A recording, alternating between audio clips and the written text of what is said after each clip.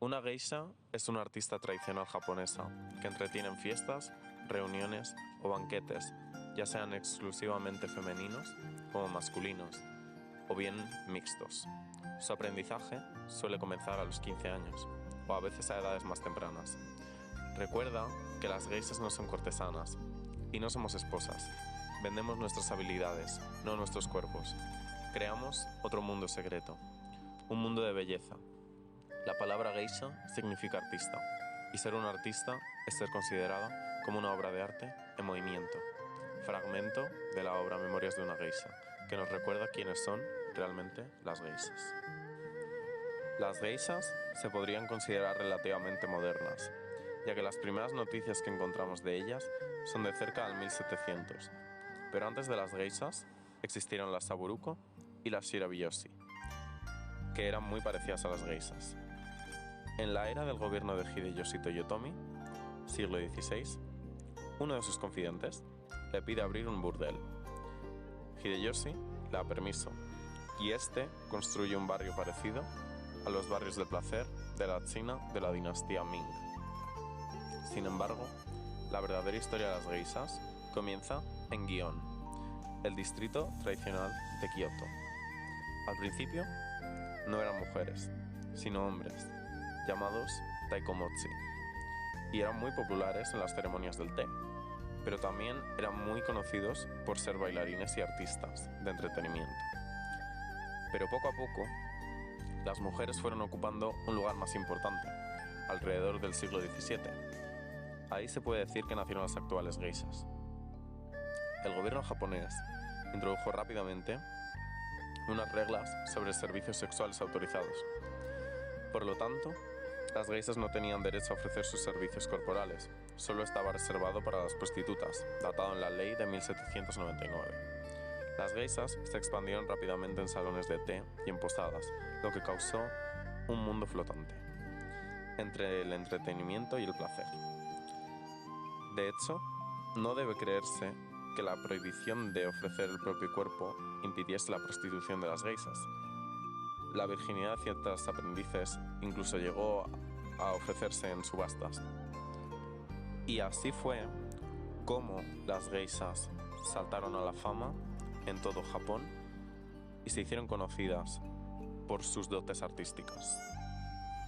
Las geishas se dedican de por vida a las artes tradicionales japonesas. Su labor consiste en entretener y hacer compañía a sus clientes, ya sea con espectáculos, bailando, cantando, recitando poesía, sirviendo el té o simplemente charlando de una manera divertida y delicada. En Occidente se siguen confundiendo a las geishas con prostitutas, pero la realidad es que no lo son y nunca lo fueron. Sin embargo, ocurrieron ciertos episodios en la historia de estas artistas que llegaron a manchar su reputación durante mucho tiempo. A lo largo de la historia japonesa, muchas mujeres que ejercían la prostitución se hacían pasar por geishas para llamar aún más la atención y así obtener más clientes. Pero la realidad es que estas chicas eran oiran, cortesanas de lujo que sí ejercían como tal. Se suelen diferenciar por una parte porque las oiran tenían un peinado muy elaborado llamado ditijougo y en el cabello usaban muchos ornamentos llamativos, como picos y peines bastante grandes. En esa época era legal este tipo de trabajo si se obtenía la licencia. Por el contrario, las geishas se les prohibió estrictamente obtenerla, por lo que no podían tener ningún tipo de relaciones sexuales con sus clientes.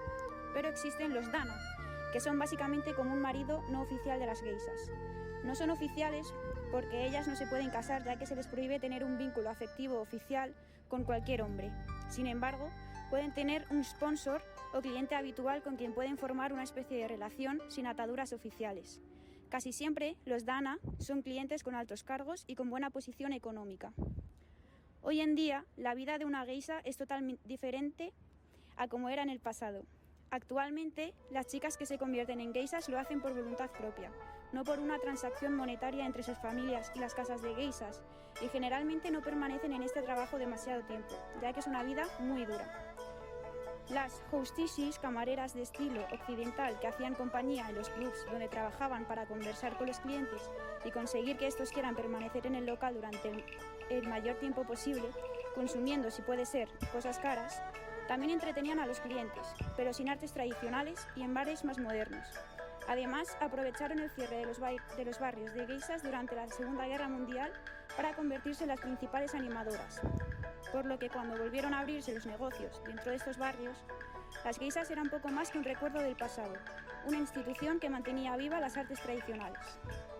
Japón es un país orgulloso de su mezcla de tradición y modernidad, pero la presión occidental está haciendo mella en la sociedad. ¿Desaparecerán las geishas o simplemente se adaptarán a los nuevos tiempos y cambiarán su estilo como ya hicieron en el pasado? Como la mayoría de las culturas del mundo a lo largo de la historia, han establecido en la sociedad tanto mitos como verdades, y las geishas también. En primer lugar, uno de los mitos que más ha sonado. Las geishas no son prostitutas. Lo afirman ellas de manera tajante y lo corroboran las leyes japonesas. En 1958, tras prohibirse oficialmente la prostitución en Japón, muchos burdeles se camuflaron tras la etiqueta de spas o baños turcos. A las geishas no les hizo falta adaptarse. Imperturbables, siguieron con su oficio centenario. La ley no iba con ellas y nadie habría osado molestarlas. Si un occidental tiene el raro privilegio de asistir a un banquete con geishas y esperar intimar con alguna de ellas, al final de la velada, casi con toda seguridad quedará decepcionado. A pesar de ello, los padres japoneses suelen oponerse a que sus hijas ingresen en el mundo de la flor y el sauce, celosamente preservado, pero no del todo respetable. En realidad, lo sagrado y lo profano, el arte y la prostitución, anduvieron revueltos durante mucho tiempo en la cultura nipona. Geisha significa artista. Siglos antes de que se acuñara el término, ya existían mujeres que vivían del espectáculo, como las bailarinas que actuaban para los samuráis en el siglo XII. Pero en general, y durante mucho tiempo, las mujeres que interpretaban música o bailaban en público solían ser sacerdotisas, camareras o meretrices. A veces, estas últimas habían sido lo primero. Las sacerdotisas de los templos sintoístas debían ser vírgenes. Si incumplían este compromiso y perdían su puesto, no era raro que pidieran trabajo en las casas de té de los alrededores, que acogían a peregrinos con ganas de diversión. Izumo no Okuni, la primera bailarina célebre de Japón, era, o al menos eso aseguraba, una de estas sacerdotisas sintoístas. A medida que las antiguas cortesanas pasaban de moda y se extinguían, las geishas ocupaban lugares cada vez más cercanos al poder. Su papel en el fin del shogunato y la restauración Meiji fue crucial. Los samuráis partidarios de devolver su poder al emperador conspiraban en las casas de té de Gion. Las geishas de Pontocho, uno de los barrios alegres de Kioto, apoyaban en cambio al shogun. En 1864, el líder rebelde Kido Takayoshi salvó la vida gracias a Ikumatsu, una geisha que le ayudó a esconderse y huir. Kido no olvidó el favor.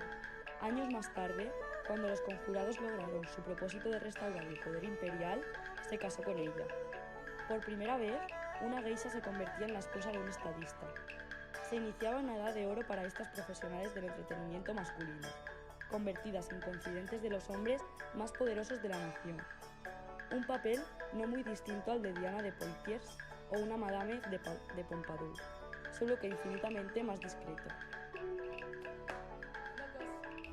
Hoy en día, el tradicional maquillaje de aprendiz de geisha, llamado maiko, es una de las características más reconocibles, aunque las geishas experimentadas generalmente también lo usan.